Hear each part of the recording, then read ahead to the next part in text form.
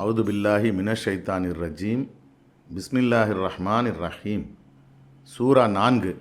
பெண்கள். அல் நிசா. கடவுளின் பெயரால் மிக்க அருளாளர், மிக்க கருணையாளர். மனிதர்களே, ஒரு உயிரிலிருந்து உங்களை படைத்த, மேலும் அதிலிருந்தே அதனுடைய வாழ்க்கை துணையை படைத்த, பின்னர் அவ்விருவரிடமிருந்தும் ஏராளமான ஆண்கள் மற்றும் பெண்களை பரவச் செய்கின்ற அந்த ஒருவராகிய உங்களுடைய இரட்சகரை கவனத்தில் கொள்வீர்களாக. எவர் மீது நீங்கள் சத்திய பிரமாணம் செய்கின்றீர்களோ அந்த கடவுளை நீங்கள் மதிக்கவும், மேலும் பெற்றோர்களை மதிக்கவும் வேண்டும். கடவுள் உங்களை கண்காணித்து கொண்டிருக்கின்றார். அனாதைகளிடம் அவர்களுக்கு உரிமையுள்ள சொத்துக்களை நீங்கள் ஒப்படைத்து விட வேண்டும். நல்லதற்கு பதிலாக கெட்டதை மாற்றிவிடாதீர்கள். மேலும் அவர்களுடைய சொத்துக்களை உங்களுடையதுடன் சேர்த்து செலவழித்து விடாதீர்கள். இது ஒரு மிகப்பெரிய அநீதியாக இருக்கும். அனாதைகளுக்கு அது சிறந்தது என்று நீங்கள் கருதினால் அவர்களுடைய தாய்மார்களை நீங்கள் திருமணம் செய்து கொள்ளலாம். 2 3 அல்லது 4 நீங்கள் திருமணம் செய்து கொள்ளலாம். நீங்கள் நியாயமற்றவராக ஆகிவிடக்கூடும் என்று நீங்கள் அஞ்சினால் அப்பொழுது நீங்கள் ஒருவரை மட்டும் கொண்டோ அல்லது உங்களிடம் ஏற்கனவே உள்ளதை கொண்டோ திருப்தியுடன் இருக்க வேண்டும். கூடுதலாக இதனால் பொருளாதார கஷ்டத்தை தவிர்த்து கொள்வதற்கு நீங்கள் கூடுதல் வாய்ப்புடையவர்களாகவும் இருக்கின்றீர்கள். நீங்கள் பெண்களுக்கு அவர்களுக்கு கொடுக்க வேண்டிய வரதட்சணைகளை நியாயமாக கொடுக்க வேண்டும். அவர்கள் விரும்பி எதையாவது விட்டு கொடுத்தால் அப்பொழுது அதை நீங்கள் ஏற்றுக்கொள்ளலாம். நியாயப்படி அது உங்களுடையதாக இருக்கின்றது. கடவுள் உங்களை பாதுகாப்பாளர்களாக ஆக்கி ஒப்படைத்திருக்கின்ற சொத்துக்களை பக்குவமடையாத அனாதைகளிடம் கொடுத்து விடாதீர்கள். நீங்கள் அதிலிருந்து அவர்களுக்கு கொடுக்கவும், மேலும் அவர்களுக்கு ஆடை அணிவிக்கவும், மேலும் அவர்களை கனிவுடன் நடத்தவும் வேண்டும். அனாதைகள் தக்க பருவத்தை அடைகின்ற பொழுது அவர்களை நீங்கள் சோதித்து பார்க்க வேண்டும். போதுமான பக்குவத்தை அடைந்து விட்டவர்களாக அவர்களை நீங்கள் கண்டறிந்தவுடன் அவர்களுடைய சொத்துக்களை அவர்களிடம் கொடுத்து விடுங்கள். அவர்கள் வளர்ச்சி அடைவதற்கு முன்னர் அவசரமாக ஊதாரித்தனமாக அதை செலவழித்து விடாதீர்கள். செல்வந்தரான பாதுகாவலர் கூலியதையும் கட்டணமாக பெற வேண்டாம். ஆனால் ஏழையான பாதுகாவலர் நியாயமான கட்டணம் பெற்றுக்கொள்ளலாம். அவர்களுடைய சொத்துக்களை அவர்களிடம் கொடுக்கின்ற பொழுது நீங்கள் சாட்சிகளை வைத்துக் கொள்ள வேண்டும். கணக்கிடுவோராக கடவுள் போதுமானவர். பெற்றோர்கள் மற்றும் உறவினர்கள் விட்டு செல்வதில் ஆண்கள் ஒரு பங்கை பெறுகின்றார்கள். பெற்றோர்கள் மற்றும் உறவினர்கள் விட்டு செல்வதில் பெண்களும் கூட ஒரு பங்கை பெற வேண்டும். வாரிசுரிமை சொத்து சிறியதான ஒன்றாக இருந்தாலோ அல்லது பெரியதோ ஒரு உறுதியான பங்கை பெண்கள் பெற்றே ஆக வேண்டும். வாரிசுரிமை சொத்துக்களை பங்கிடுகின்ற பொழுது உறவினர்கள், அனாதைகள் மற்றும் தேவை உடையவர்கள் அங்கு இருந்தால் நீங்கள் அவர்களுக்கும் அதிலிருந்து கொடுக்கவும், மேலும் அவர்களை கனிவுடன் நடத்தவும் வேண்டும். எவர்கள் தங்களுடைய சொந்த பிள்ளைகளை குறித்து அக்கறை கொண்டவர்களாக இருக்கின்றார்களோ அவர்கள் தங்களுக்கு பின்னால் அவர்களை விட்டு செல்கின்ற நிலையில் கடவுளை கவனத்தில் கொள்ளவும், மேலும் நியாயமாக நடந்து கொள்ளவும் வேண்டும். எவர்கள் அனாதைகளின் சொத்துக்களை அநியாயமாக உட்கொள்கின்றார்களோ அவர்கள் தங்களுடைய வயிறுகளுக்குள் நெருப்பை உண்ணுகின்றார்கள், மேலும் நரகத்தில் துன்பப்படுவார்கள். கடவுள் உங்களுடைய பிள்ளைகளின் நலனிற்காக ஓர் உயிலை கட்டளையிடுகின்றார். பெண்ணின் பங்கை போல் 2 மடங்கை ஆண் பெறுகின்றார். வாரிசுதாரர்கள் பெண்களாக மட்டும் 2 மேல் இருந்தால் உயில் மூலம் என்ன ஒப்படைக்கப்பட்டதோ அதில் 3/2 பங்கை அவர்கள் பெறுகின்றார்கள். விட்டு செல்லப்பட்டவராக ஒரே ஒரு மகள் மட்டும் இருந்தால் அவர் ஒரு பாதியை பெறுகின்றார். இறந்தவர் பிள்ளைகள் எவரையேனும் விட்டு சென்றிருந்தால் இறந்தவரின் பெற்றோர்கள் ஒவ்வொருவரும் வாரிசுரிமை சொத்தில் 1/6 பங்கை பெறுகின்றார்கள். அவர் பிள்ளைகள் எவரையும் விட்டு செல்லாது, மேலும் அவருடைய பெற்றோர்கள் மட்டுமே வாரிசுதாரர்களாக இருந்தால் அவருடைய தாயார் 3/1 பங்கை பெறுகின்றார். அவருக்கு உடன் பிறந்தவர்கள் இருந்தால் அப்பொழுது அந்த தாயார் 1/6 பங்கை பெறுகின்றார். இவை அனைத்தும் இறந்தவர் விட்டு சென்றிருக்கின்ற எந்த உயிலையும் நிறைவேற்றிய பின்னர், மேலும் எல்லா கடன்களையும் கொடுத்து முடித்த பின்னருமே ஆகும். அது உங்களுடைய பெற்றோர்களுக்கு மற்றும் உங்களுடைய பிள்ளைகளுக்கு என்று வருகின்ற பொழுது அவர்களில் யார் உங்களுக்கு உண்மையில் மிகவும் சிறந்தவராக, மேலும் மிகவும் அனுகூலமானவராக இருக்கின்றார் என்பதை நீங்கள் அறிவதில்லை. இது கடவுளுடைய சட்டமாக இருக்கின்றது. கடவுள் எல்லாம் அறிந்தவராகவும் ஞானமிக்கவராகவும் இருக்கின்றார். உங்களுடைய மனைவியருக்கு பிள்ளைகள் இல்லாதிருந்தால் அவர்கள் எதை விட்டு செல்கின்றார்களோ அதில் பாதியை நீங்கள் பெறுகின்றீர்கள். அவர்களுக்கு பிள்ளைகள் இருந்திருந்தால் அவர்கள் விட்டு செல்வதில் நீங்கள் 4/1 பெறுகின்றீர்கள். இவை அனைத்தும் அவர்கள் விட்டு சென்றிருந்த எந்த உயிலையும் நிறைவேற்றிய பின்னர், மேலும் எல்லா கடன்களையும் கொடுத்து முடித்த பின்னருமே ஆகும். உங்களுக்கு பிள்ளைகள் இல்லாதிருந்தால் நீங்கள் எதை விட்டு செல்கின்றீர்களோ அதில் 4/1 அவர்கள் பெறுகின்றார்கள். உங்களுக்கு பிள்ளைகள் இருந்திருந்தால் நீங்கள் விட்டு செல்வதில் அவர்கள் 8/1 பெறுகின்றார்கள். இவை அனைத்தும் நீங்கள் விட்டு சென்றிருந்த எந்த உயிலையும் நிறைவேற்றிய பின்னர், மேலும் எல்லா கடன்களையும் கொடுத்து முடித்த பின்னருமே ஆகும். இறந்தவர் ஆணோ அல்லது பெண்ணோ தனியொரு நபராக இருந்து மேலும் 2 உடன்பிறப்புகளை விட்டு செல்கின்றார் என்றால், அவர்களில் ஒவ்வொருவரும் ஆணோ அல்லது பெண்ணோ வாரிசுரிமை சொத்தில் 6/1 பெறுகின்றார். அதிகமான உடன்பிறப்புகள் இருந்தால் அப்பொழுது வாரிசுரிமை சொத்தில் அவர்கள் 3/1 சமமாக பங்கிட்டுக் கொள்கின்றார்கள். இவை அனைத்தும் எந்த உயிலையும் நிறைவேற்றிய பின்னர், மேலும் எல்லா கடன்களையும் கொடுத்து முடித்த பின்னருமே ஆகும். இதனால் எவரொருவரும் பாதிக்கப்பட மாட்டார். இது கடவுளால் கட்டளிடப்பட்ட ஒரு தீர்மானமாக இருக்கின்றது. கடவுள் எல்லாம் அறிந்தவராகவும் அருளிரக்கமுடையவராகவும் இருக்கின்றார். இவை கடவுளுடைய சட்டங்களாக இருக்கின்றன. எவர்கள் கடவுள் மற்றும் அவருடைய தூதருக்கு கீழ்ப்படுகின்றார்களோ அவர்களை ஓடிக்கொண்டிருக்கும் நீரோடைகளை கொண்ட தோட்டங்களுக்குள் அவர் அனுமதிப்பார். அதில் அவர்கள் என்றென்றும் வசித்திருப்பார்கள். இதுவே மகத்தான மாபெரும் வெற்றியாக இருக்கின்றது. கடவுள் மற்றும் அவருடைய தூதருக்கு கீழ்ப்படிய மறுக்கின்ற, மேலும் அவருடைய சட்டங்களில் வரம்பு மீறுகின்ற ஒருவரை பொறுத்தவரை அவரை அவர் நரகத்திற்குள் பிரவேசிக்க செய்வார். அதில் அவர் என்றென்றும் வசித்திருப்பார். ஓர் இழிவு நிறைந்த தண்டனையை அவர் அடைந்து விட்டார். உங்களுடைய பெண்களுக்கிடையில் எவர்கள் விபச்சாரம் செய்கின்றார்களோ அவர்களுக்கு எதிராக உங்களுக்கிடையிலிருந்து 4 சாட்சிகளை நீங்கள் கொண்டிருக்க வேண்டும். அவர்கள் அவ்வாறு சாட்சியம் கூறினால் அப்பொழுது அத்தகைய பெண்களை நீங்கள் அவர்கள் மரணிக்கும் வரை அல்லது கடவுள் அவர்களுக்கு வெளியேறுகின்ற ஒரு வழியை உருவாக்குகின்ற வரை அவர்களுடைய வீடுகளிலேயே தடுத்து வைத்திருக்க வேண்டும். விபச்சாரம் செய்கின்ற இருவரும் தண்டிக்கப்பட வேண்டும். அவர்கள் வருந்தி திருந்தி மேலும் சீர்திருந்திக் கொண்டால் அவர்களை நீங்கள் தனியாக விட்டுவிட வேண்டும். கடவுள் மீட்போராகவும் மிக்க கருணையாளராகவும் இருக்கின்றார். எவர்கள் அறியாமையினால் பாவத்தில் விழுந்துவிட்டு பின்னர் அதன் பிறகு உடனடியாக வருந்தி திருந்துகின்றார்களோ அவர்களிடமிருந்தே வருந்தி திருந்துதல் கடவுளால் ஏற்றுக்கொள்ளத்தக்கதாக இருக்கின்றது. கடவுள் அவர்களை மீட்டுக் கொள்கின்றார். கடவுள் எல்லாம் அறிந்தவராகவும் ஞானமிக்கவராகவும் இருக்கின்றார். எவர்கள் மரணம் அவர்களுக்கு வருகின்ற வரை பாவங்கள் செய்துவிட்டு பின்னர் இப்பொழுது நான் வருந்தி திருந்துகின்றேன் என்று கூறுகின்றார்களோ அவர்களின் வருந்தி திருந்துதல் ஏற்றுக்கொள்ளத்தகாததாக இருக்கின்றது. அன்றி எவர்கள் நம்ப மறுப்பவர்களாகவே மரணிக்கின்றார்களோ அவர்களிடமிருந்தும் அது ஏற்றுக்கொள்ளப்படாது. இவர்களுக்காக நாம் வலி நிறைந்த ஒரு தண்டனையை தயார் செய்திருக்கின்றோம். நம்பிக்கை கொண்டோரே, பெண்கள் பின்னால் விட்டு செல்வதை அவர்களுடைய உயிலுக்கு எதிராக வாரிசுரிமை கொள்வது உங்களுக்கு சட்டப்படி அனுமதிக்கப்பட்டதல்ல. நிரூபிக்கப்பட்ட ஒரு விபச்சாரத்தை அவர்கள் செய்துவிட்டாலே அன்றி அவர்களுக்கு நீங்கள் அளித்திருந்தவற்றில் எந்த ஒன்றையும் விட்டுவிடுவதற்கு அவர்களை நீங்கள் நிர்பந்திக்கக்கூடாது. நீங்கள் அவர்களை நல்ல முறையில் நடத்த வேண்டும். நீங்கள் அவர்களை வெறுப்பீர்களேயாயின் அதில் ஏராளமான நன்மையை கடவுள் வைத்திருக்கின்ற ஏதேனும் ஒன்றை நீங்கள் வெறுக்கக்கூடும். உங்களுடைய தற்போதைய மனைவியின் இடத்தில் வேறொரு மனைவியை திருமணம் செய்வதற்கு நீங்கள் விரும்பினால், மேலும் நீங்கள் அவர்களில் எவருக்கேனும் மிக பெரிய அளவில் கொடுத்திருந்தாலும் அவருக்கு நீங்கள் கொடுத்திருந்ததில் எந்த ஒன்றையும் நீங்கள் திரும்ப எடுத்துக்கொள்ளக்கூடாது. நீங்கள் மோசடியாகவும் தீங்கிழைக்கும் நோக்கத்துடனும் மேலும் பாவகரமாகவும் அதை எடுத்துக்கொள்வீர்களா? அவர்கள் உங்களிடமிருந்து ஒரு பவித்திரமான உறுதிமொழியை பெற்றிருந்து மேலும் நீங்கள் ஒருவர் மற்றவருடன் அந்தரங்கமாக வாழ்ந்துவிட்ட பின்னர் அதை நீங்கள் எப்படி திரும்பி எடுத்துக்கொள்ள முடியும்?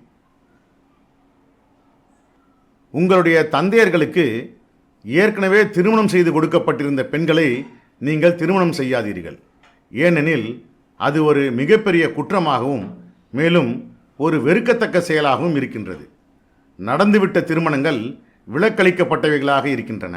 மேலும் அவை முறிக்கப்படாதிருக்க வேண்டும். திருமணம் செய்வதற்கு உங்களுக்கு தடை செய்யப்பட்டவர்கள் உங்களுடைய தாயார்கள், உங்களுடைய மகள்கள், உங்களுடைய சகோதரிகள், உங்களுடைய தந்தையர்களின் சகோதரிகள், உங்களுடைய தாயார்களின் சகோதரிகள், உங்களுடைய சகோதரரின் மகள்கள், உங்களுடைய சகோதரியின் மகள்கள், உங்களுக்கு பாலூட்டிய தாய்மார்கள், உங்களுக்கு பாலூட்டிய தாய்மார்களால் பாலூட்டப்பட்ட பெண்கள், உங்களுடைய மனைவிகளின் தாயார்கள், எவர்களுடன் நீங்கள் திருமணத்தை செய்து முடித்திருக்கின்றீர்களோ அந்த மனைவியரின் மகள்கள், அந்த திருமணம் நிறைவு செய்யப்பட்டதாக இல்லாதிருந்தால் அவருடைய மகளை நீங்கள் திருமணம் செய்து கொள்ளலாம். தவிர உங்களுடைய மரபு வழி மகன்களை திருமணம் செய்திருந்த பெண்களும் உங்களுக்கு தடை செய்யப்பட்டவர்களாக இருக்கின்றார்கள். கூடுதலாக ஒரே நேரத்தில் 2 சகோதரிகளை திருமணம் செய்து கொண்டவர்களாகவும் நீங்கள் இருக்கக்கூடாது. ஆனால் நடந்துவிட்ட திருமணங்களை முறித்து விடாதீர்கள். கடவுள் மன்னிப்பவராகவும் மிக்க கருணையாளராகவும் இருக்கின்றார். கூடுதலாக உங்களுடன் போரிடுகின்றவர்களாக இருக்கின்ற தங்களுடைய நம்ப மறுத்த கணவர்களை விட்டு அவர்கள் தப்பி ஓடி வந்தாலே அன்றி ஏற்கனவே திருமணமானவர்களாக இருக்கின்ற பெண்களும் தடை செய்யப்பட்டவர்களாக இருக்கின்றார்கள். இவை உங்களுக்கு கடவுளுடைய கட்டளைகளாக இருக்கின்றன. மற்ற அனைத்து வகையினரும் அவர்களுக்கு கொடுக்க வேண்டிய வரதட்சணைகளை நீங்கள் கொடுத்துவிடும் பட்சத்தில் உங்களுக்காக திருமணத்திற்கு அனுமதிக்கப்பட்டவர்களாக இருக்கின்றார்கள். நீங்கள் விபச்சாரம் செய்யாமல் இருப்பதன் மூலம் உங்களுடைய நல்லொழுக்கத்தை பேணிக்கொள்ள வேண்டும். இவ்விதமாக அவர்களுக்கிடையில் நீங்கள் விரும்புகின்ற எவர் ஒருவருக்கும் அவர்களுக்காக தீர்மானிக்கப்பட்ட வரதட்சணையை நீங்கள் அவர்களிடம் கொடுத்து விட வேண்டும். வரதட்சணையில் ஏதேனும் மாற்றங்களுக்கு பரஸ்பரம் உடன்படுவதன் மூலம் நீங்கள் தவறு எதுவும் செய்து விடுவதில்லை. கடவுள் எல்லாம் அறிந்தவராகவும் ஞானமிக்கவராகவும் இருக்கின்றார். உங்களுக்கிடையில் எவர்கள் நம்பிக்கை கொண்ட சுதந்திரமான பெண்களை திருமணம் செய்து கொள்வதற்கு இயலாதவர்களோ அவர்கள் நம்பிக்கை கொண்ட அடிமை பெண்களை திருமணம் செய்து கொள்ளலாம். உங்களுடைய நம்பிக்கையை பற்றி கடவுள் நன்கு அறிகின்றார். மேலும் நம்பிக்கையை பொறுத்தவரை நீங்கள் ஒருவர் மற்றவருக்கு சமமானவராக இருக்கின்றீர்கள். நீங்கள் அவர்களை திருமணம் செய்வதற்கு முன்னர் அவர்களுடைய பொறுப்பாளர்களிடம் நீங்கள் அனுமதி பெறவும் மேலும் அவர்களுக்கு கொடுக்க வேண்டிய வரதட்சணையை நியாயமாக கொடுத்து விடவும் வேண்டும்.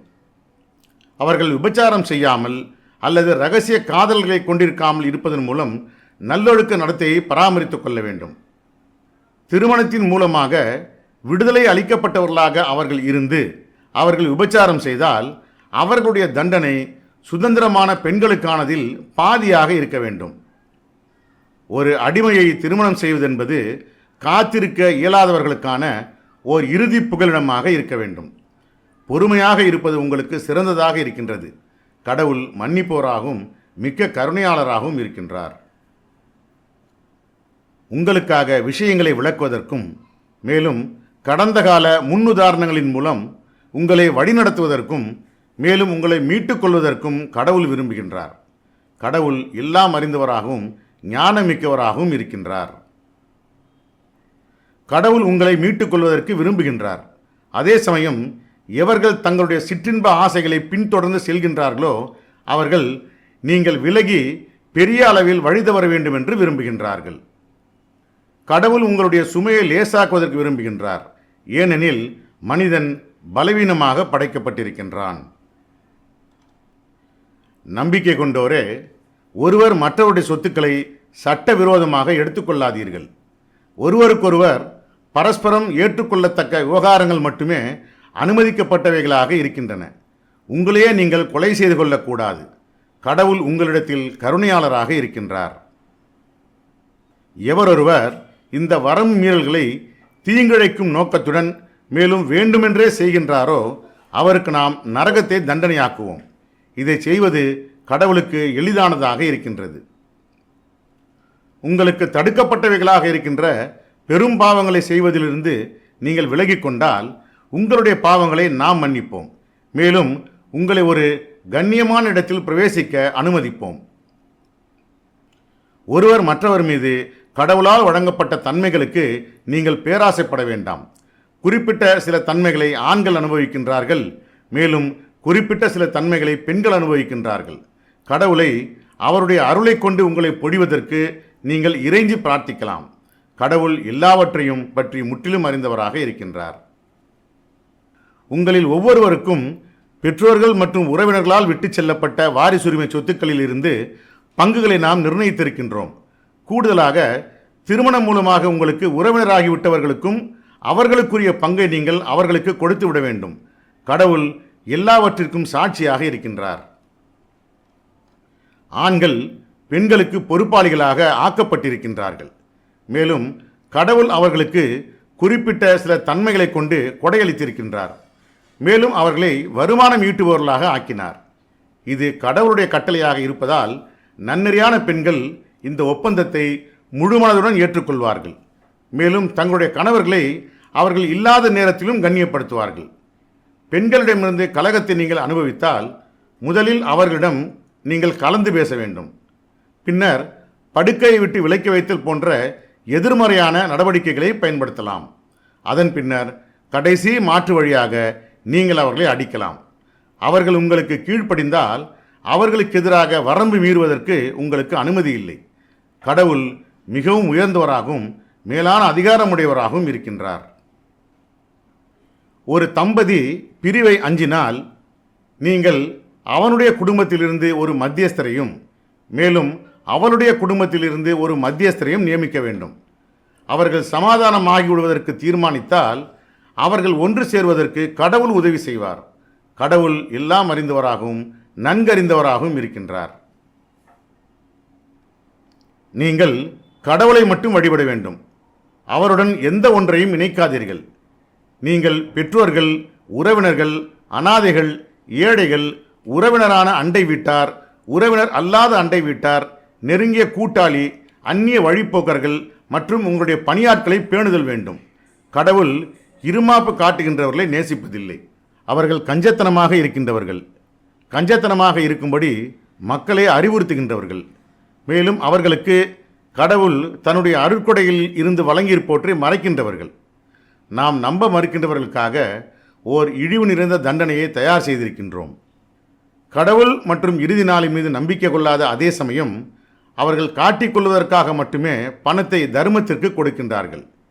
ஒருவருடைய கூட்டாளியாக சாத்தான் இருந்தால் அவன்தான் மிகவும் மோசமான கூட்டாளியாக இருக்கின்றான். அவர்கள் ஏன் கடவுள் மற்றும் இறுதி நாளின் மீது நம்பிக்கை கொள்வதில்லை? மேலும் அவர்களுக்கான கடவுளுடைய வாழ்வாதாரங்களில் இருந்து கொடுப்பதும் இல்லை. கடவுள் அவர்களை பற்றி முற்றிலும் அறிந்தவராக இருக்கின்றார். கடவுள் ஓர் அணுவுடைய எடையளவும் அநீதி இழைப்பதில்லை. மாறாக அவர் நன்னறியான காரியத்திற்காக வெகுமதியை பன்மடங்காக பெருக்குகின்றார். மேலும் ஒரு மகத்தான பிரதிபலனை தன்னிடமிருந்து வழங்குகின்றார். இவ்விதமாக தீர்ப்பின் அந்த நாள் வருகின்ற பொழுது ஒவ்வொரு சமூகத்திலிருந்தும் ஒரு சாட்சியை நாம் அழைப்போம். மேலும் தூதராகிய நீரும் இந்த மக்களுக்கிடையில் ஒரு சாட்சியாளராக பணியாற்றுவீர். அந்த நாளன்று எவர்கள் நம்ப மறுத்து மேலும் தூதருக்கு கீழ்ப்படிய மறுத்தார்களோ அவர்கள் தாங்கள் மண்ணோடு மண்ணாகி இருக்க வேண்டும் என்று விரும்புவார்கள். ஒரே ஒரு சொல்லை கூட கடவுளிடமிருந்து மறைப்பதற்கு ஆற்றல் உடையவர்களாக அவர்கள் இருக்க மாட்டார்கள். நம்பிக்கை கொண்டோரே, நீங்கள் என்ன கூறிக்கொண்டிருக்கின்றீர்கள் என்பதை நீங்கள் அறிந்து கொள்ளும் பொருட்டு போதையில் இருக்கின்ற சமயத்தில் தொடர்பு தொழில்களை சலாத் கடைபிடிக்காதீர்கள். அன்றி நீங்கள் சாலைகளின் மீது பிரயாணத்தில் இருந்தாலே தவிர பாலியல் புணர்ச்சி பரவச நிலைக்கு பின்னர் குளிக்காமலும், நீங்கள் நோயுற்றோ அல்லது பிரயாணத்திலோ இருந்தால், அல்லது நீங்கள் சிறுநீர் அல்லது மலம் சம்பந்தமான வாயு போன்ற கழிவுகளை வெளியேற்றி இருந்து, அல்லது பெண்களை பாலியல் தொடர்பாக தீண்டியிருந்து, மேலும் நீங்கள் தண்ணீரை பெற இயலவில்லை என்றால் நீங்கள் சுத்தமான உலர்ந்த மண்ணை தொட்டு பின்னர் உங்களுடைய முகங்கள் மற்றும் கைகளை அதை கொண்டு துடைத்துக் கொள்வதன் மூலம் தயமம் உலர்ந்த அங்க சுத்தி செய்து கொள்ள வேண்டும். கடவுள் பிழை பொறுப்பவராகவும் மன்னிப்பவராகவும் இருக்கின்றார்.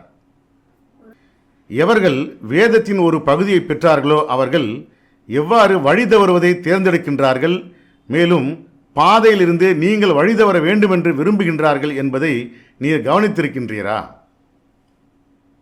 கடவுள் உங்களுடைய எதிரிகளாக இருக்கின்றவர்கள் யார் என்பதை நன்கு அறிகின்றார்.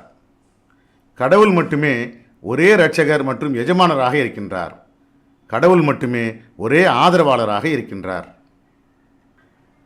எவர்கள் யூதர்களாக இருக்கின்றார்களோ அவர்களுக்கிடையில் சிலர் உண்மைக்கு புறம்பாக வார்த்தைகளை சிதைக்கின்றார்கள். மேலும் அவர்கள், நாங்கள் செவியேற்கின்றோம், ஆனால் நாங்கள் கீழ்ப்படிய மறுக்கின்றோம். மேலும் உங்களுடைய வார்த்தைகள் செவிட்டு காதுகளின் மீது விழுகின்றவைகளாக இருக்கின்றன என்றும், மேலும் மார்க்கத்தை பரிகசிப்பதற்காக தங்களுடைய நாவுகளை சுழித்து, ராயினா, எங்களுடைய மேய்ப்பராக இருப்பீராக என்றும் கூறுகின்றார்கள். அவர்கள், நாங்கள் செவியேற்கின்றோம், மேலும் நாங்கள் கீழ்ப்படுகின்றோம், மேலும் நாங்கள் உங்களை செவியேற்கின்றோம், மேலும் உன்லூர்னா, எங்களை கண்காணிப்பீராக என்று கூறியிருந்தால் அது அவர்களுக்கு மேலானதாகவும் மேலும் அதிக நன்னறியானதாகவும் இருந்திருக்கும். அதற்கு பதிலாக அவர்களுடைய நம்ப மறுத்தலின் காரணமாக அவர்கள் கடவுளிடமிருந்து தண்டித்தலுக்கு உள்ளாகிவிட்டார்கள். அதன் விளைவாக அவர்களில் பெரும்பாலானவர்களால் நம்பிக்கை கொள்ள இயலாது. வேதத்தை பெற்றவர்களே, நாம் குறிப்பிட்ட சில முகங்களை நாடு கடத்துவதற்காக துரத்துவதற்கு அல்லது எவர்கள் சப்பத்தின் புனித தன்மையை கெடுத்தார்களோ அவர்களை நாம் தண்டித்தது போல் தண்டிப்பதற்கு முன்னால் உங்களிடம் இருப்பதை உறுதிப்படுத்துகின்ற இதில் நாம் எதை வெளிப்படுத்துகின்றோமோ அதன் மீது நீங்கள் நம்பிக்கை கொள்ள வேண்டும். கடவுளுடைய கட்டளை நிறைவேற்றப்பட்டே தீரும். கடவுள் இணை தெய்வ வழிபாட்டை மன்னிப்பதில்லை. ஆனால் அவர் தான் நாடுகின்ற எவரொருவருக்கும் அதைவிட சிறிய குற்றங்களை மன்னிக்கின்றார். கடவுளுடன் இணை தெய்வங்களை அமைத்துக் கொள்கின்ற எவரொருவரும் ஒரு பயங்கரமான குற்றத்தை உருவாக்கிவிட்டார். எவர்கள் தங்களையே உயர்த்திக் கொள்கின்றார்களோ அவர்களை நீர் கவனித்திருக்கின்றீரா? மாறாக கடவுள்தான் சிறிதளவும் அநீதியின்றி தான் நாடுகின்ற எவரொருவரையும் உயர்த்துகின்றவராக இருக்கின்றார். கடவுளை பற்றி அவர்கள் எவ்வாறு பொய்களை இட்டுக்கட்டுகின்றார்கள் என்பதை கவனிப்பீராக. இது எவ்வளவு பெரிய ஒரு குற்றமாக இருக்கின்றது. எவர்கள் வேதத்தின் ஒரு பகுதியை பெற்றார்களோ அவர்களையும், மேலும் அவர்கள் எவ்வாறு இணை தெய்வ வழிபாட்டின் மீதும் மேலும் பொய்யான கொள்கைகளின் மீதும் நம்பிக்கை கொண்டுவிட்டு பின்னர் நம்ப மறுக்கின்றவர்கள் நம்பிக்கை கொண்டவர்களை காட்டிலும் சிறப்பாக வழிநடத்தப்பட்டவர்களாக இருக்கின்றார்கள் என்று கூறுவதையும் நீர் கவனித்திருக்கின்றீரா? இவர்கள்தான் கடவுளுடைய தண்டித்தலுக்கு உள்ளானவர்கள். மேலும் எவரொருவரை கடவுள் தண்டிக்கின்றாரோ அவருக்காக எந்த உதவியாளரையும் நீர் காண மாட்டீர். ஆட்சி அதிகாரத்தில் ஒரு பங்கை அவர்கள் சொந்தமாக கொண்டிருக்கின்றார்களா? அவ்வாறு அவர்கள் கொண்டிருந்தால் மக்களுக்கு ஒரு தானியத்தின் அளவு கூட அவர்கள் கொடுக்க மாட்டார்கள். கடவுள் தன்னுடைய அருட்கொடைகளை கொண்டு மக்கள் மீது பொழிந்திருக்கின்ற காரணத்தால் அவர்கள் மீது அவர்கள் பொறாமைப்படுகின்றார்களா? நாம் ஆபிரகாமுடைய குடும்பத்திற்கு வேதத்தையும் மேலும் ஞானத்தையும் கொடுத்திருக்கின்றோம். நாம் அவர்களுக்கு ஒரு மகத்தான அதிகாரத்தை வழங்கினோம். அவர்களில் சிலர் அதில் நம்பிக்கை கொண்டார்கள். மேலும் அவர்களில் சிலர் அதிலிருந்து பின்வாங்கினார்கள். இவர்களுக்கு நரகம்தான் நியாயமான ஒரே தண்டனையாக இருக்கின்றது. நிச்சயமாக எவர்கள் நம்முடைய வெளிப்பாடுகளின் மீது நம்பிக்கை கொள்ள மறுக்கின்றார்களோ அவர்களை நாம் நரக நெருப்பில் தண்டிப்போம். அவர்களுடைய தோள்கள் கருகிவிடுகின்ற பொழுதெல்லாம் அவர்களுக்கு நாம் புதிய தோள்களை கொடுப்போம். இதன் விளைவாக அவர்கள் தொடர்ந்து துன்பப்படுவார்கள். கடவுள் சர்வ வல்லமையுடையவராகவும் ஞானமிக்கவராகவும் இருக்கின்றார். எவர்கள் நம்பிக்கை கொண்டு மேலும் நன்னறியானதொரு வாழ்வு நடத்துகின்றார்களோ அவர்களை பொறுத்தவரை அவர்களை நாம் ஓடிக்கொண்டிருக்கும் நீரோடைகளை கொண்ட தோட்டங்களுக்குள் அனுமதிப்போம். அதில் அவர்கள் என்றென்றும் வசித்திருப்பார்கள். அதில் அவர்கள் தூய்மையான வாழ்க்கை துணைகளை பெற்றிருப்பார்கள். ஒரு பேரானந்தமயமான நிழலில் அவர்களை நாம் அனுமதிப்போம். மக்கள் உங்களிடம் நம்பி ஒப்படைத்திருக்கின்ற எந்த ஒன்றையும் திருப்பி கொடுத்து விடும்படி கடவுள் உங்களுக்கு கட்டளையிடுகின்றார். மக்களுக்கிடையில் நீங்கள் தீர்ப்பளித்தால் நீங்கள் நியாயமாக தீர்ப்பளிக்க வேண்டும். கடவுள் உங்களுக்காக பரிந்துரைப்பதே உண்மையில் மிகச்சிறந்த அறிவூட்டலாக இருக்கின்றது. கடவுள் செவியேற்பவராகவும் பார்ப்பவராகவும் இருக்கின்றார். நம்பிக்கை கொண்டோரே, நீங்கள் கடவுளுக்கு கீழ்ப்படிய வேண்டும். மேலும் நீங்கள் தூதருக்கும் மேலும் உங்களுக்கிடையில் அதிகாரம் பெற்றவர்களுக்கும் கீழ்ப்படிய வேண்டும். ஏதாவது ஒரு விஷயத்தில் நீங்கள் சச்சரவு செய்தால், நீங்கள் கடவுள் மற்றும் இறுதி நாளின் மீது நம்பிக்கை கொண்டவர்களாக இருந்தால் அதை நீங்கள் கடவுள் மற்றும் தூதரிடம் ஆலோசிக்க வேண்டும். இதுவே உங்களுக்கு மேலானதாக இருக்கின்றது, மேலும் உங்களுக்கு மிகவும் சிறந்த தீர்வை கொண்டு வழங்குகின்றது. எவர்கள் உமக்கு என்ன வெளிப்படுத்தப்பட்டதோ அதன் மீதும், மேலும் உமக்கு முன்னர் என்ன வெளிப்படுத்தப்பட்டதோ அதன் மீதும் தாங்கள் நம்பிக்கை கொண்டிருப்பதாக கூறி பின்னர் தங்களுடைய இணை தெய்வங்களின் நியாயமற்ற சட்டங்களை உறுதியாக கடைபிடிக்கின்றார்களோ அவர்களை நீர் கவனித்திருக்கின்றீரா? அத்தகைய சட்டங்களை புறக்கணிக்க வேண்டும் என்று அவர்கள் கட்டளிடப்பட்டிருந்தார்கள். உண்மையில் அவர்களை தவறான வழியில் வெகு தூரம் அழைத்துச் செல்ல வேண்டும் என்பது சாத்தானுடைய விருப்பமாக இருக்கின்றது. கடவுள் எதை வெளிப்படுத்தி இருக்கின்றாரோ அதனிடமும் மேலும் தூதரிடமும் வாருங்கள் என்று அவர்களிடம் கூறப்படுகின்ற பொழுது அந்த நயவஞ்சகர்கள் உம்மை முற்றிலுமாக தவிர்த்து விடுவதை நீர் காண்கின்றீர். அவர்களுடைய சொந்த செயல்களின் ஒரு பின்விளைவாக ஒரு பேரழிவு அவர்களை தாக்குகின்ற பொழுது அது எவ்வாறு இருக்கும்? அப்பொழுது அவர்கள் உம்மிடம் வந்து மேலும் எங்களுடைய எண்ணங்கள் நல்லவைகளாகவும் மேலும் நன்னறியானவைகளாகவும் இருந்தன என்று கடவுள் மீது சத்தியம் செய்வார்கள். அவர்களுடைய ஆழ்மனதின் எண்ணங்களை பற்றி கடவுள் முற்றிலும் அறிந்தவராக இருக்கின்றார். நீர் அவர்களை பொருட்படுத்தாது விட்டுவிடவும் அவர்களுக்கு அறிவூட்டவும் மேலும் அவர்களுடைய ஆன்மாக்களை காப்பாற்றக்கூடிய நல்ல அறிவுரையை அவர்களுக்கு வழங்கவும் வேண்டும். கடவுளுடைய நாட்டத்திற்கிணங்க கீழ்ப்படிவதற்காகவே தவிர எந்த தூதரையும் நாம் அனுப்பவில்லை. அவர்கள் தங்களுடைய ஆன்மாக்களுக்கு தீங்கிழைத்து கொண்ட பொழுது அவர்கள் உம்மிடம் வந்து மேலும் பாவ மன்னிப்பிற்காக கடவுளிடம் பிரார்த்தனை செய்து மேலும் தூதரும் அவருடைய பாவ மன்னிப்பிற்காக பிரார்த்தனை செய்திருந்தால் மீட்பவராகவும் மிக்க கருணையாளராகவும் கடவுளை அவர்கள் கண்டிருப்பார்கள். உம்முடைய இரட்சகரின் மீது ஆணையாக தங்களுடைய சச்சரவுகளில் தீர்ப்பளிப்பதற்கு அவர்கள் உம்மிடம் வந்து பின்னர் உம்முடைய தீர்ப்பை ஏற்றுக்கொள்வதில் தங்களுடைய இதயங்களில் எந்தவிதமான தயக்கத்தையும் காணாதவரை உண்மையில் அவர்கள் ஒருபோதும் நம்பிக்கை கொண்டவர்கள் அல்ல. அவர்கள் ஒரு முற்றிலுமான அடிபணிந்தாக வேண்டும். நீங்கள் உங்களுடைய உயிர்களை அர்ப்பணிக்க வேண்டும் அல்லது உங்களுடைய வீடுகளை விட்டு வெளியேற வேண்டும் என்று நாம் அவர்களுக்கு கட்டளையிட்டிருந்தால் அவர்கள் ஒரு சிலரை தவிர அவர்கள் அதை செய்திருக்க மாட்டார்கள்.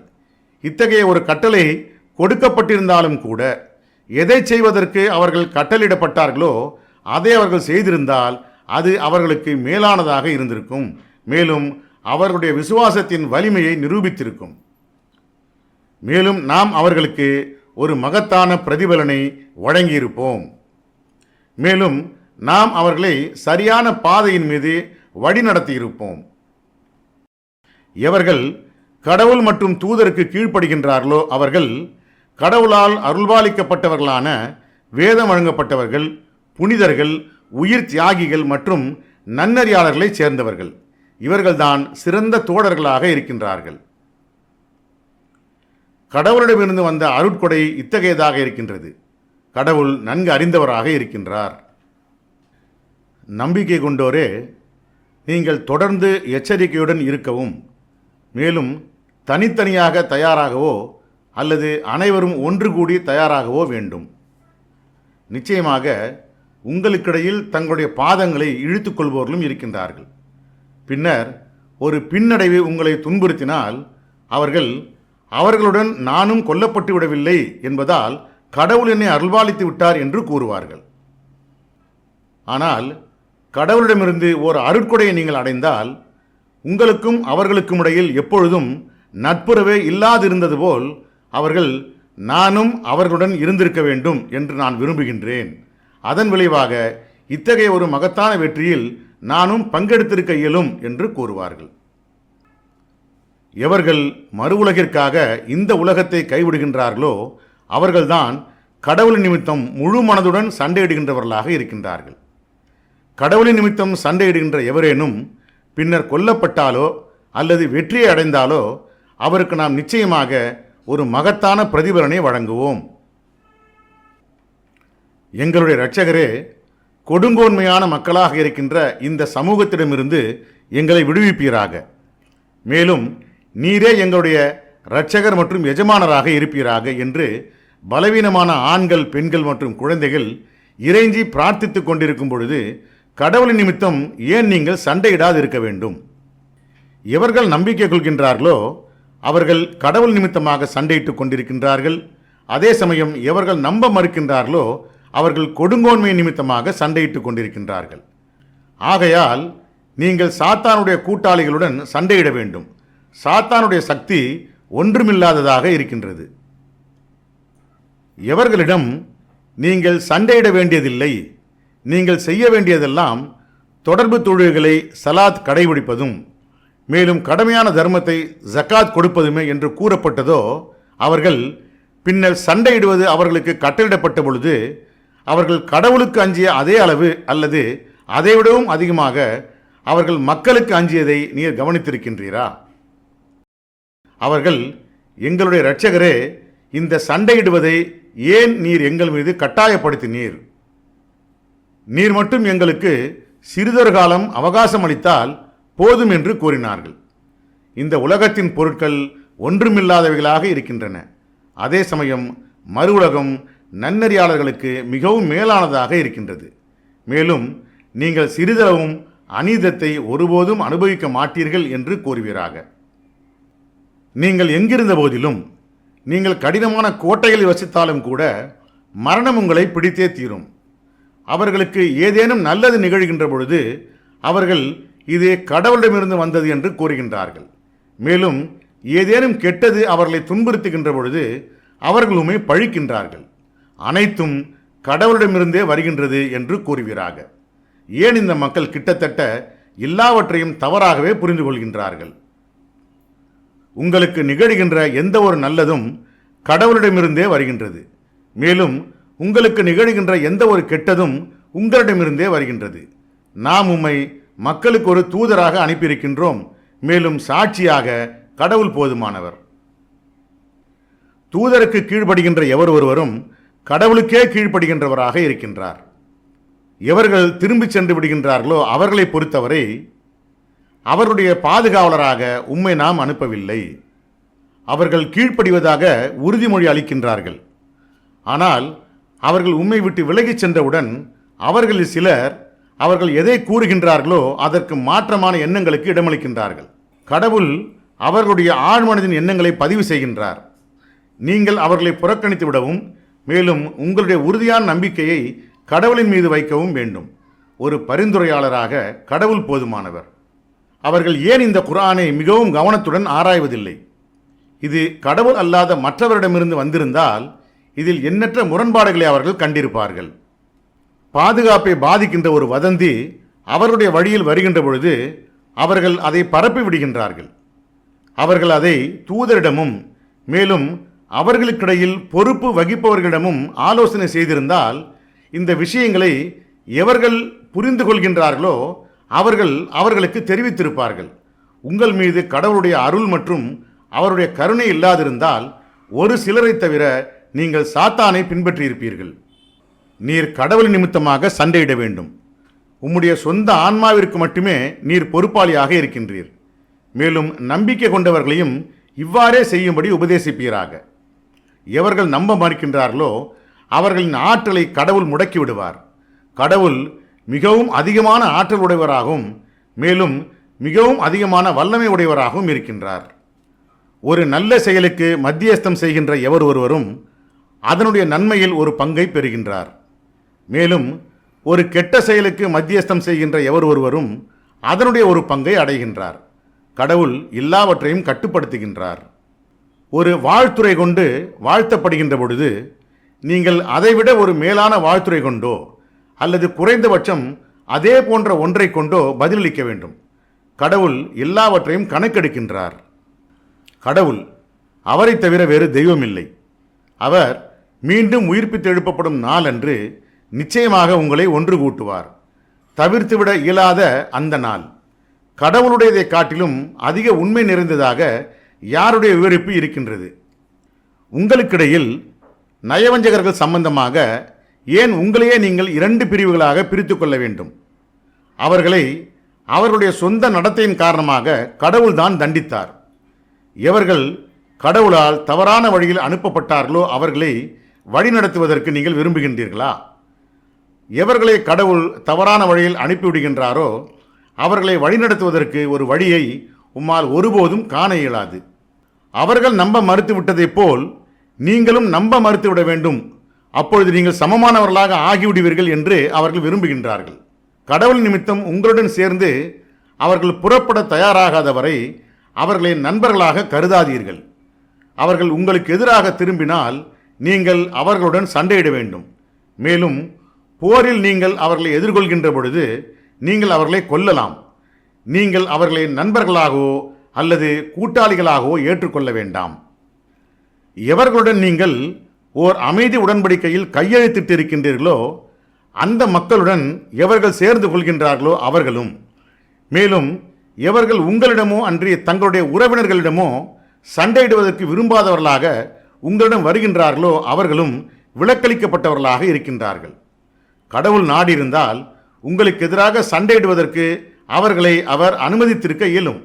ஆகையால் அவர்கள் உங்களை தனியாக விட்டுவிட்டு உங்களிடம் சண்டையிடுவதிலிருந்து விலகிக் கொண்டு மேலும் உங்களிடம் சமாதானத்தை முன்வைத்தால் அப்பொழுது அவர்களுடன் சண்டையிடுவதற்கு கடவுள் உங்களுக்கு அனுமதி அளிக்கவில்லை.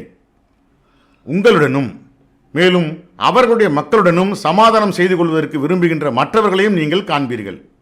ஆயினும் போர் வெடித்தவுடன் அவர்கள் உங்களுக்கு எதிராக சண்டையிடுகின்றார்கள். இந்த மக்கள் உங்களை தனியாக விட்டுவிட்டு உங்களிடம் சமாதானத்தை முன்வைத்து மேலும் உங்களுடன் சண்டையிடுவதை நிறுத்திக் கொள்ளாத வரை அவர்களை நீங்கள் எதிர்கொள்கின்ற பொழுது அவர்களுடன் நீங்கள் சண்டையிடலாம். இவர்களுக்கு எதிராக நாம் உங்களுக்கு ஒரு தெளிவான அதிகாரத்தை வழங்குகின்றோம். அது ஒரு விபத்தாக இருந்தாலே அன்றி ஒரு நம்பிக்கை கொண்டவர் மற்றொரு நம்பிக்கை கொண்டவரை கொலை செய்யக்கூடாது. எதிர்பாராத விதமாக ஒரு நம்பிக்கை கொண்டவரை ஒருவர் கொலை செய்துவிட்டால் நம்பிக்கை கொண்ட ஒரு அடிமையை விடுதலை செய்வது மேலும் பலியானவரின் குடும்பத்தாருக்கு ஒரு நஷ்டஈடை கொடுப்பது மூலமாக அவர் பரிகாரம் செய்து கொள்ள வேண்டும். அத்தகைய ஒரு நஷ்டஈடை அவர்கள் ஒரு தர்மமாக விட்டு கொடுத்தாலே அன்றி. பலியானவர் ஒரு நம்பிக்கை கொண்டவராக இருந்தபோதிலும் உங்களுடன் போர் புரிகின்ற மக்களை சேர்ந்தவராக அவர் இருந்தால் நம்பிக்கை கொண்ட ஒரு அடிமையை விடுதலை செய்வதன் மூலம் நீங்கள் பரிகாரம் செய்து கொள்ள வேண்டும். எவர்களுடன் ஓர் அமைதி உடன்படிக்கையில் நீங்கள் கையெழுத்திட்டு இருக்கின்றீர்களோ அந்த மக்களைச் சேர்ந்தவராக அவர் இருந்தால் நீங்கள் நம்பிக்கை கொண்ட ஒரு அடிமையை விடுதலை செய்வதுடன் கூடுதலாக நஷ்டஈடையும் கொடுக்க வேண்டும்.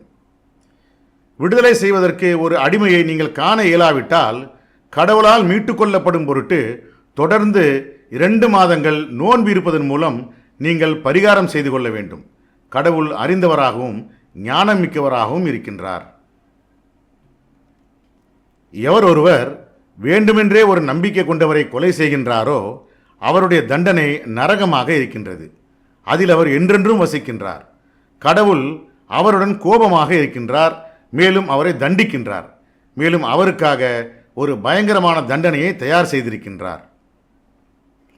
நம்பிக்கை கொண்டோரே, கடவுளின் நிமித்தம் நீங்கள் தாக்கினால் நீங்கள் முற்றிலும் உறுதிப்படுத்திக் கொள்ள வேண்டும். உங்களிடம் சமாதானத்தை முன்வைக்கின்ற ஒருவரிடம் இந்த உலகத்தின் போரில் கைப்பற்றப்பட்ட பொருட்களை தேடியவர்களாக நீர் ஒரு நம்பிக்கை கொண்டவர் அல்ல என்று கூறாதீர்கள். ஏனெனில் கடவுள் எண்ணற்ற வெகுமதிகளை கொண்டிருக்கின்றார். நீங்களும் அவர்களைப் போன்றுதான் இருந்து வந்தீர்கள். மேலும் கடவுள் உங்களை அருள்பாலித்தார் என்பதை நினைவில் கொள்ளுங்கள். ஆகையால் நீங்கள் தாக்குவதற்கு முன்னர் நீங்கள் முற்றிலும் உறுதிப்படுத்திக் கொள்ள வேண்டும். நீங்கள் செய்கின்ற அனைத்தையும் பற்றி கடவுள் முற்றிலும் நன்கறிந்தவராக இருக்கின்றார். நம்பிக்கை கொண்டவர்களுக்கிடையில் உடல் ஊனம் இல்லாதவர்களாக இருக்கின்ற சரீர உழைப்பில்லாதவர்களும் மேலும் எவர்கள் கடவுளின் நிமித்தம் தங்களுடைய பணம் மற்றும் தங்களுடைய வாழ்வுகளை கொண்டு பாடுபடுகின்றார்களோ அவர்களும் சமமானவர்கள் அல்ல. தங்களுடைய பணம் மற்றும் தங்களுடைய வாழ்வுகளை கொண்டு பாடுபடுகின்றவர்களை சரீர உழைப்பில்லாதவர்களுக்கு மேலாக கடவுள் உயர்த்துகின்றார்.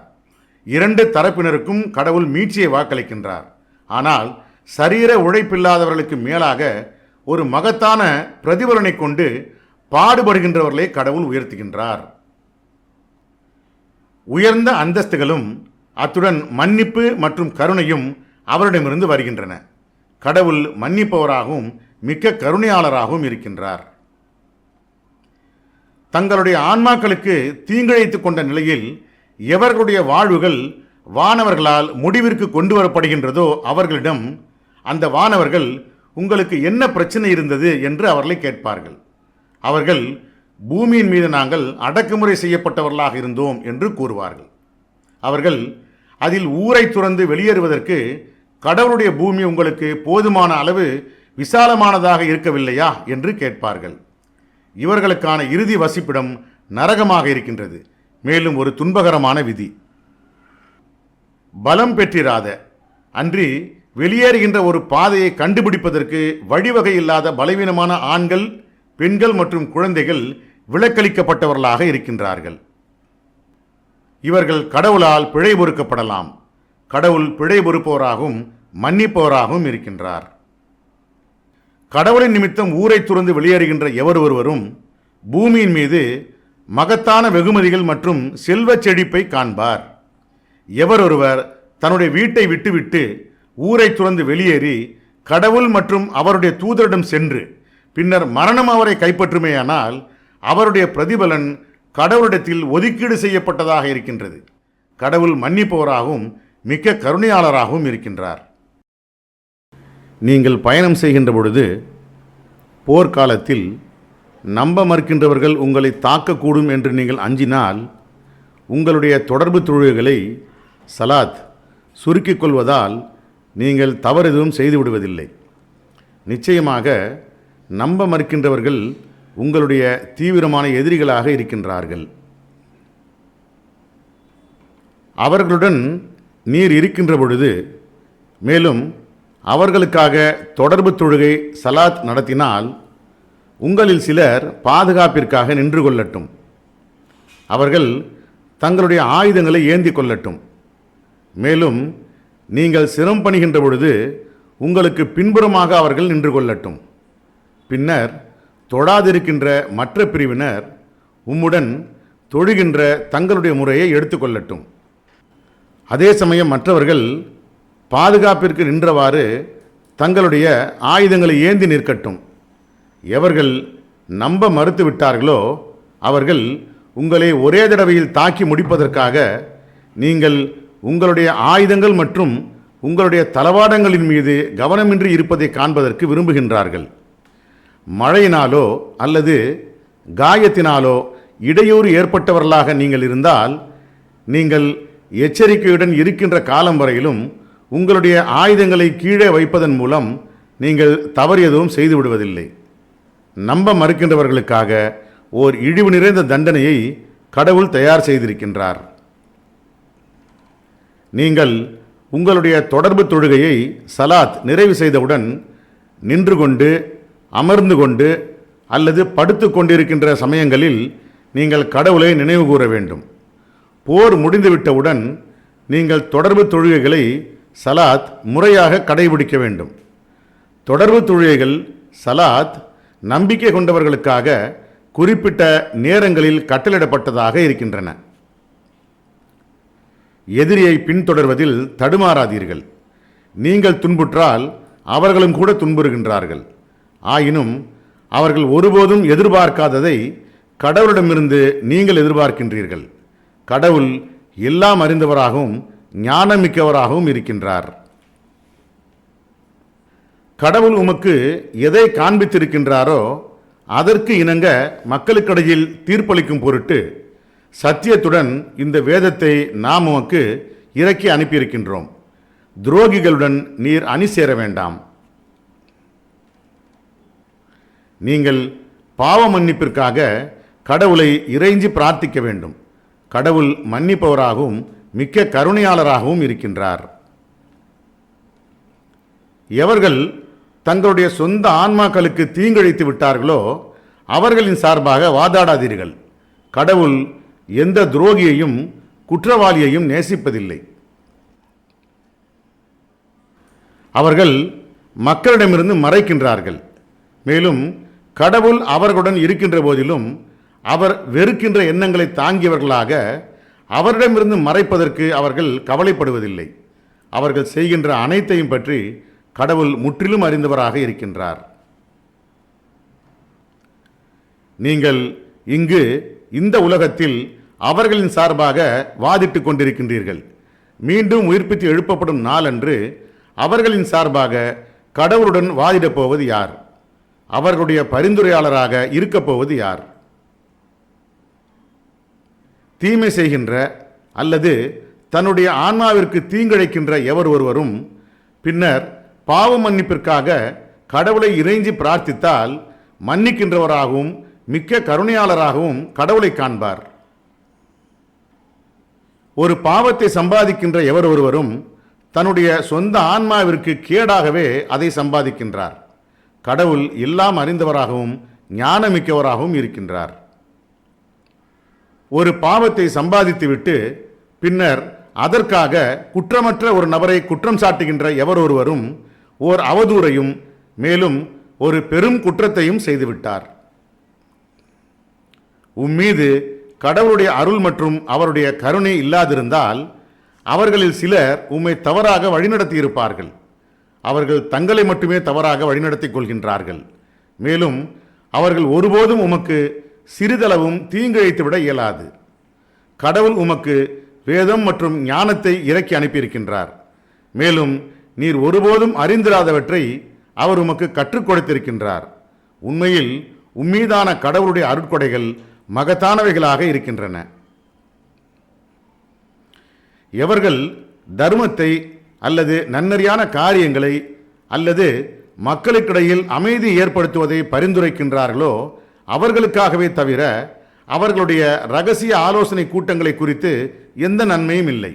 எவரொருவர் கடவுளுடைய போதனைகளுக்கு பதிலளிக்கின்ற விதமாக இதை செய்கின்றாரோ அவருக்கு நாம் ஒரு மகத்தான பிரதிபலனை வழங்குவோம்.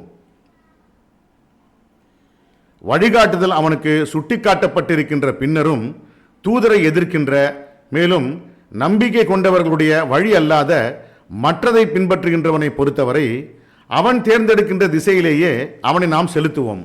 பின்னர் அவனை நரகத்திடம் ஒப்படைப்போம். என்ன ஒரு துன்பகரமான விதி! கடவுள் இணைதே வழிபாட்டை மரணிக்கும் வரை கடைபிடித்தால் மன்னிப்பதில்லை. மேலும் அதைவிட சிறிய குற்றங்களை தான் நாடுகின்ற எவர் ஒருவருக்கும் அவர் மன்னிக்கின்றார். கடவுளுடன் எந்த இணை தெய்வத்தையும் வழிபடுகின்ற எவர் ஒருவரும் தவறான வழியில் வெகு தூரம் சென்று விட்டார். அவர்கள் அவரை தவிர பெண் தெய்வங்களை கூட அவர்கள் வழிபடுகின்றார்கள். உண்மையான விஷயம் என்னவென்றால் அவர்கள் ஒரு கலகக்கார சாத்தானை மட்டுமே வழிபடுகின்றார்கள். கடவுள் அவனை தண்டனைக்கென விதித்து விட்டார்.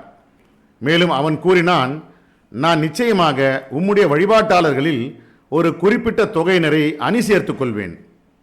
நான் அவர்களை தவறாக வழிநடத்துவேன். நான் அவர்களை வசீகரிப்பேன். அதனால் குறிப்பிட்ட சில இறைச்சிகளை உண்பதை விட்டும் தடுப்பதற்கு கால்நடைகளின் காதுகளில் அடையாளமிடுவதற்கு நான் அவர்களுக்கு கட்டளையிடுவேன். மேலும் கடவுளின் படைப்பை சிதைப்பதற்கும் அவர்களுக்கு நான் கட்டளையிடுவேன். கடவுளுக்கு பதிலாக சாத்தானை ஒரு இரட்சகராக ஏற்றுக்கொள்கின்ற எவர் ஒருவரும் ஒரு ஆழ்ந்த நஷ்டத்தை அடைந்து விட்டார். அவன் அவர்களுக்கு வாக்களிக்கின்றான்.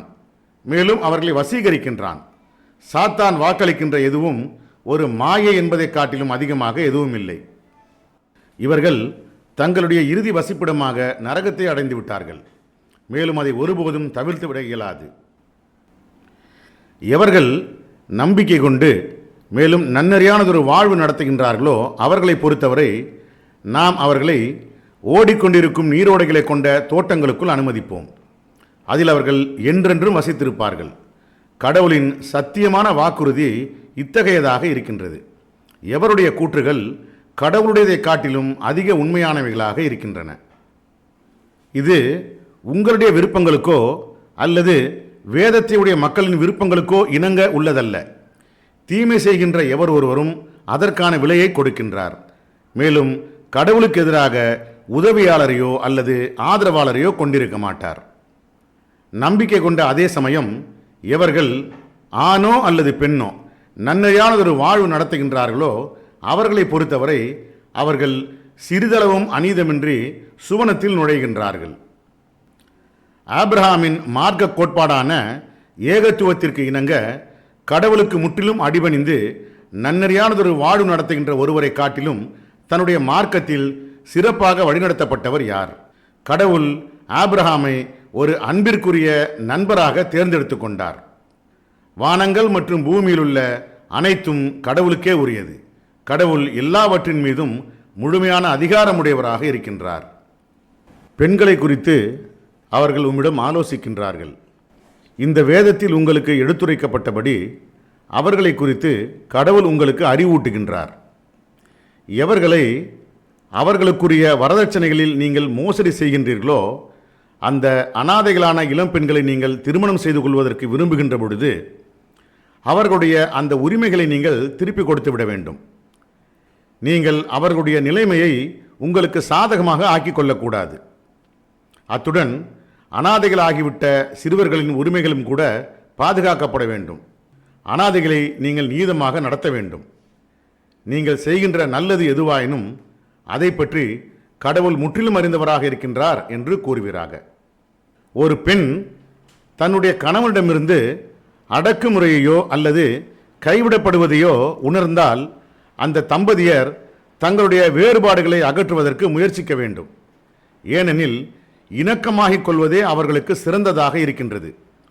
சுயநலம் ஒரு மனித பண்பாக இருக்கின்றது. மேலும் நீங்கள் நல்லதை செய்து மேலும் நன்னறியானதொரு வாழ்வு நடத்தினால் நீங்கள் செய்கின்ற அனைத்தையும் பற்றி கடவுள் முற்றிலும் நன்கு அறிந்தவராக இருக்கின்றார். ஒன்றுக்கு மேற்பட்ட மனைவியரை நிர்வகிக்கின்ற பொழுது நீங்கள் ஒருபொழுதும் நீதமாக இருக்க இயலாது. நீங்கள் எவ்வளவு கடினமாக முயற்சி செய்கின்றீர்கள் என்பது பொருட்டல்ல. ஆகையால் திருமணத்தை அனுபவித்து மகிழ இயலாமலும் அன்றி இன்னொருவரை திருமணம் செய்ய விடாமலும் அவர்களில் ஒருவரை தொங்கலில் விட்டுவிடும் அளவிற்கு மிகவும் பாரபட்சமாக இருக்காதீர்கள். நீங்கள் இந்த சூழ்நிலையை சரி செய்து மேலும் நன்னறியை பராமரித்து வந்தால் கடவுள் மன்னிப்பவராகவும் மிக்க கருணையாளராகவும் இருக்கின்றார். தம்பதியர் பிரிந்து விடுவதற்கு தீர்மானித்து விட்டால் கடவுள் அவர்களில் ஒவ்வொருவருக்காகவும் தன்னுடைய அருட்கொடைகளிலிருந்து வழங்குவார். கடவுள் தாராளமானவராகவும் ஞானம் மிக்கவராகவும் இருக்கின்றார். வானங்கள் மற்றும் பூமியில் உள்ள அனைத்தும் கடவுளுக்குரியது. மேலும் நீங்கள் கடவுளிடம் பயபக்தியுடன் இருக்க வேண்டும் என்று உங்களுக்கு முன்னர் எவர்கள் வேதத்தை பெற்றார்களோ அவர்களுக்கு நாம் கட்டளையிட்டிருக்கின்றோம். நாம் உங்களுக்கும் கட்டளையிட்டோம். நீங்கள் நம்ப மறுத்துவிட்டால் அப்பொழுது வானங்கள் மற்றும் பூமியில் உள்ள அனைத்தும் கடவுளுக்கு உரியது. கடவுள் தேவையற்றவராகவும் புகழ்வதற்கு தகுதியானவராகவும் இருக்கின்றார். வானங்கள் மற்றும் பூமியில் உள்ள அனைத்தும் கடவுளுக்கே உரியது. மேலும் கடவுள்தான் ஒரே பாதுகாவலராக இருக்கின்றார். மனிதர்களே, அவர் நாடினால் உங்களை முற்றிலுமாக அழித்துவிட்டு மேலும் உங்களுடைய இடத்தில் மற்றவர்களை மாற்றி அமைத்துவிட அவரால் இயலும். நிச்சயமாக இதை செய்வதற்கு ஆற்றல் உடையவராக கடவுள் இருக்கின்றார். இந்த உலகத்தின் பொருட்களை தேடுகின்ற எவர் ஒருவரும் இந்த உலகம் மற்றும் மறு உலகம் ஆகிய இரண்டின் பொருட்களையும் கடவுள் தன்னகத்தே கொண்டிருக்கின்றார் என்பதை அறிந்து கொள்ள வேண்டும். கடவுள் செவியேற்பவராகவும் பார்ப்பவராகவும் இருக்கின்றார். நம்பிக்கை கொண்டோரே, நீங்கள் சாட்சிகளாக பணியாற்றுகின்ற பொழுது உங்களுக்கோ அல்லது உங்களுடைய பெற்றோருக்கோ அல்லது உங்களுடைய உறவினர்களுக்கோ எதிரானதாக இருந்தாலும் கூட நீங்கள் முற்றிலும் நியாயமாக இருக்க வேண்டும்.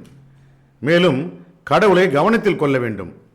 குற்றம் சாட்டப்பட்டவர் பணக்காரராகவோ அல்லது ஏழையாகவோ இருந்தாலும் கடவுள் அவ்விருவரையும் கவனத்தில் கொள்கின்றார். ஆகையால் உங்களுடைய தனிப்பட்ட விருப்பங்களினால் பாரபட்சமாகி விடாதீர்கள். இந்த கட்டளையில் நீங்கள் விலகிச் சென்றாலோ அல்லது அலட்சியம் செய்தாலோ அப்பொழுது நீங்கள் செய்கின்ற அனைத்தையும் பற்றி கடவுள் முற்றிலும் நன்கறிந்தவராக இருக்கின்றார். நம்பிக்கை கொண்டோரே, நீங்கள் கடவுள் மற்றும் அவருடைய தூதர் மேலும் தன்னுடைய தூதர் மூலமாக அவர் வெளிப்படுத்தி இருக்கின்ற வேதம் மேலும் அதற்கு முன்னர் அவர் வெளிப்படுத்தி இருக்கின்ற வேதத்தின் மீது நம்பிக்கை கொள்ள வேண்டும். கடவுள் மற்றும் அவருடைய வானவர்கள் மேலும் அவருடைய வேதங்கள் மற்றும் அவருடைய தூதர்கள் மேலும் இறுதி நாளின் மீது நம்பிக்கை உள்ள மறுக்கின்ற எவர் ஒருவரும் உண்மையில் தவறான வழியில் வெகு தூரம் சென்று விட்டார். நிச்சயமாக எவர்கள் நம்பிக்கை கொண்டு பின்னர் நம்ப மறுத்து பின்னர் நம்பிக்கை கொண்டு பின்னர் நம்ப மறுத்து பின்னர் நம்ப மறுத்தலுக்குள் ஆழமாக மூழ்கி விடுகின்றார்களோ அவர்களை கடவுள் மன்னிக்க மாட்டார். அன்றி அவர்களை எந்த வழியிலும் வழிநடத்தவும் மாட்டார். நயவஞ்சகர்களிடம் அவர்கள் வழி நிறைந்த தண்டனையை அடைந்து விட்டார்கள் என்று தெரிவிப்பீராக.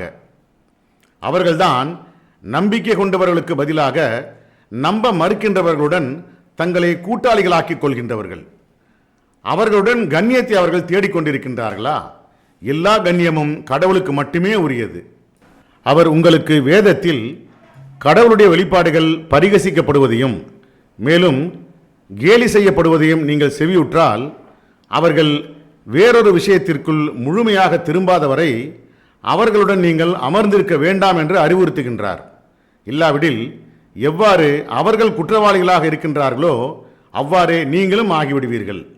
நயவஞ்சகர்கள் மற்றும் நம்ப மறுக்கின்றவர்களை கடவுள் நரகத்தில் ஒன்று கூட்டுவார். அவர்கள் உங்களை கண்காணிக்கின்றார்கள், மேலும் காத்திருக்கின்றார்கள்.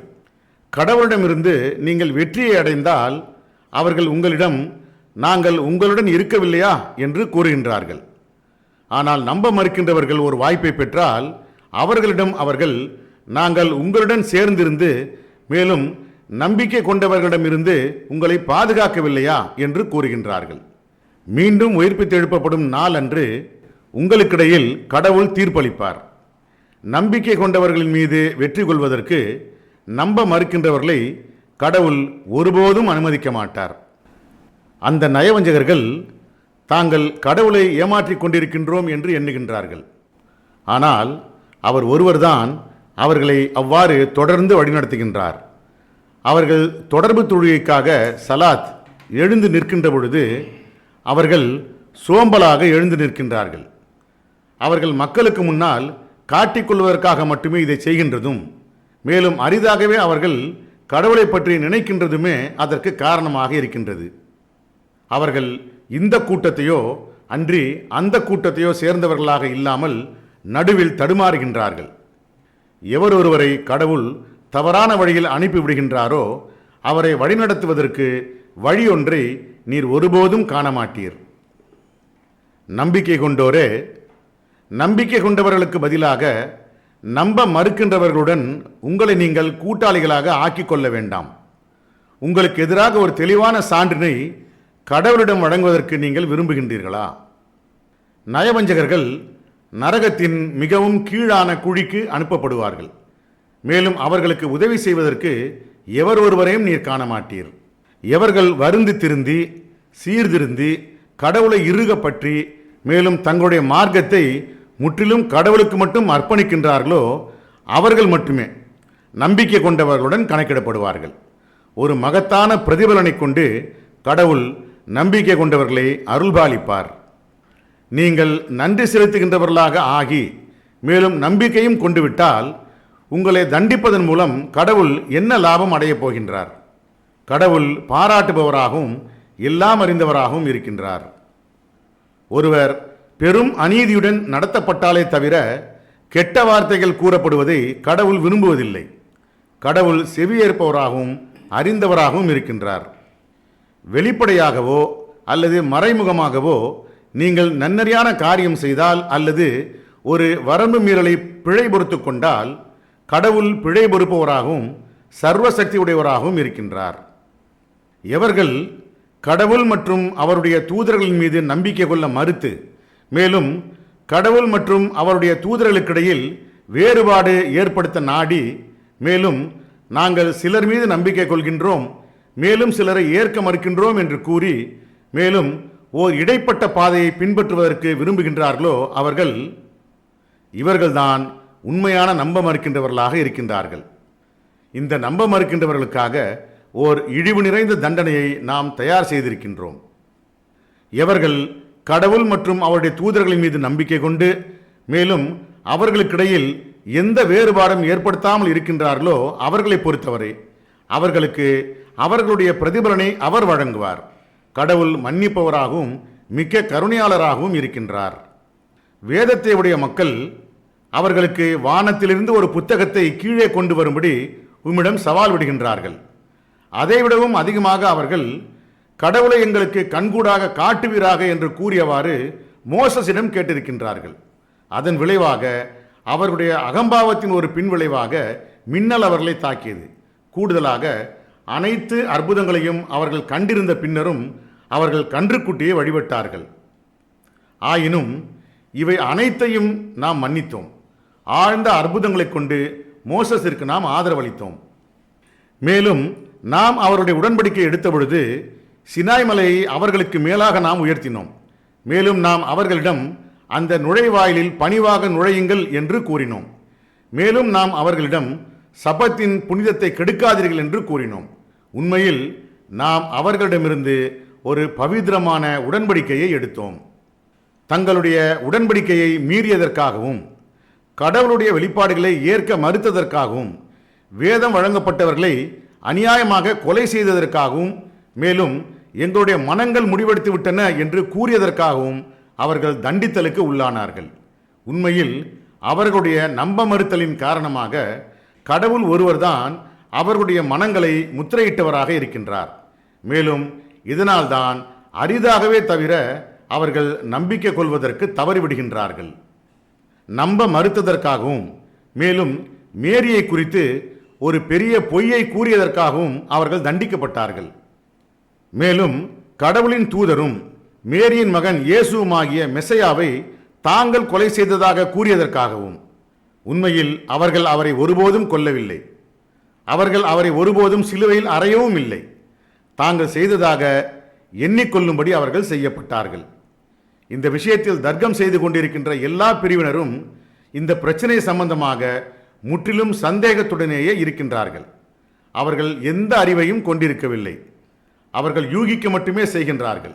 மிகவும் உறுதியாக அவர்கள் அவரை ஒருபோதும் கொல்லவில்லை.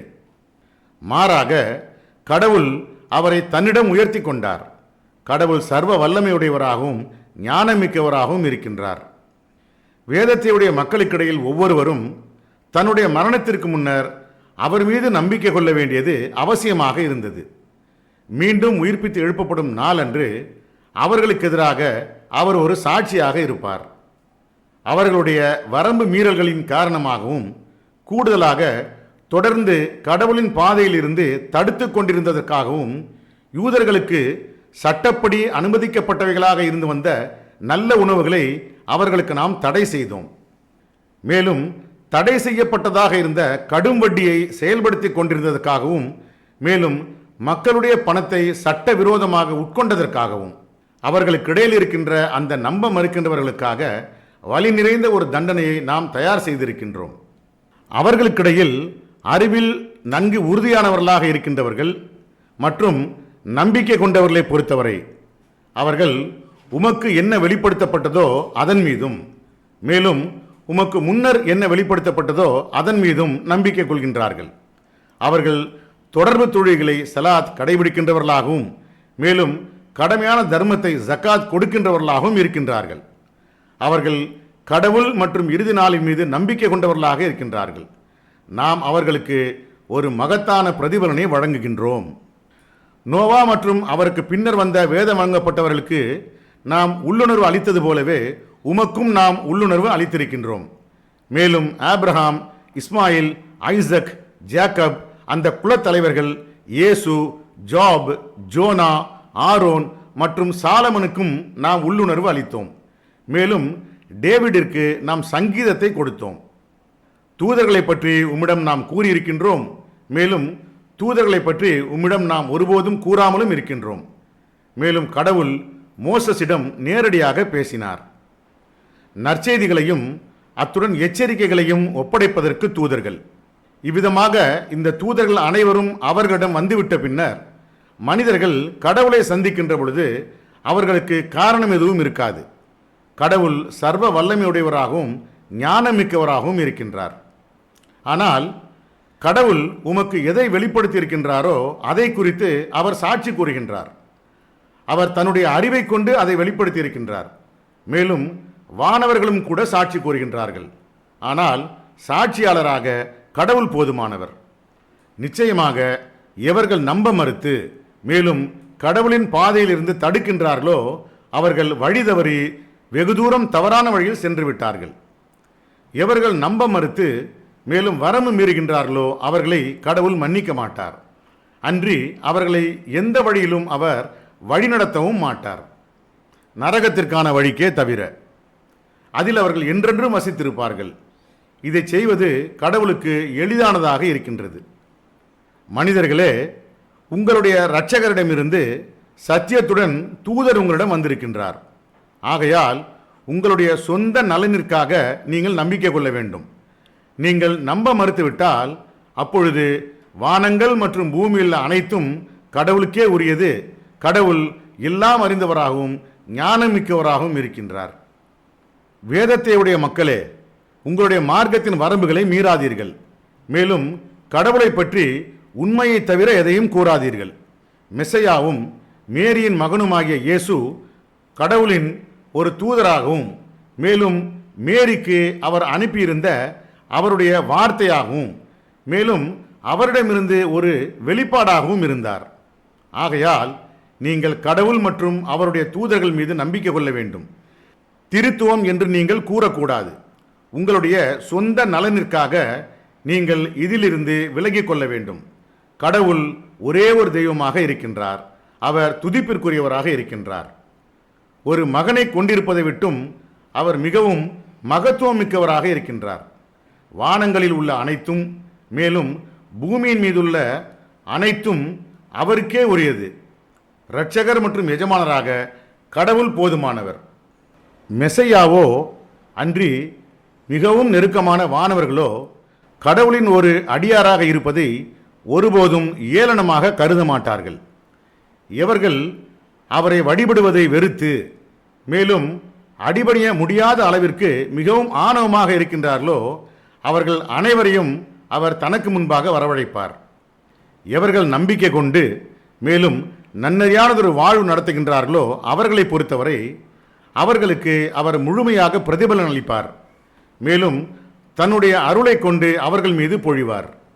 எவர்கள் வெறுத்து மேலும் ஆணவம் கொண்டவர்களாக மாறுகின்றார்களோ அவர்களை பொறுத்தவரை அவர்களை வலி நிறைந்த தண்டனைக்கு அவர் உட்படுத்துவார்.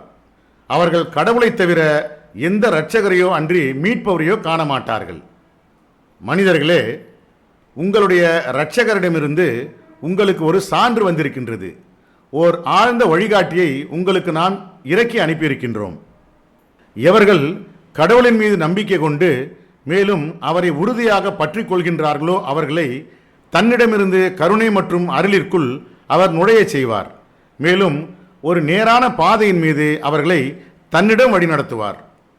அவர்கள் உம்மிடம் ஆலோசிக்கின்றார்கள். தனிநபர் சம்பந்தமாக கடவுள் உங்களுக்கு அறிவுறுத்துகின்றார். ஒருவர் பிள்ளைகளை விட்டு செல்லாது மரணித்து மேலும் அவர் ஒரு சகோதரியை கொண்டிருந்தால் வாரிசுரிமை சொத்தில் பாதியை அவள் பெறுகின்றாள். அவள் முதலில் மரணித்து அவளுக்கு பிள்ளைகள் இல்லாதிருந்தால் அவர் அவளிடமிருந்து வாரிசுரிமை சொத்தை அடைகின்றார். 2 சகோதரிகள் இருந்தால் வாரிசுரிமை சொத்தில் 3/2 அவர்கள் பெறுகின்றார்கள்.